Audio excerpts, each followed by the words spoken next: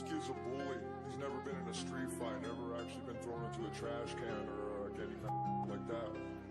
Kid was somebody that you want to have to bring sunglasses in street fight. I can.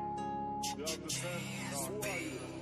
गण तू नखरे ना दिखा हम ताते सूरज शामा के गणी तू एंडी ना पाके मन टापे जंगल पनामा के देसी बालक जमा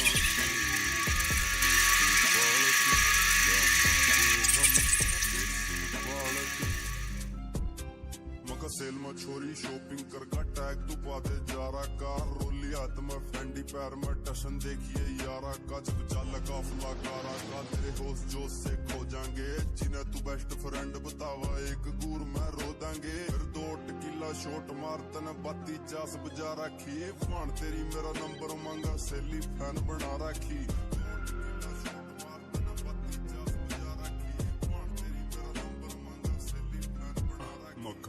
आंडू पांडू ना लाइए ये ले जा वीड़ दुकाना ते देसी बालक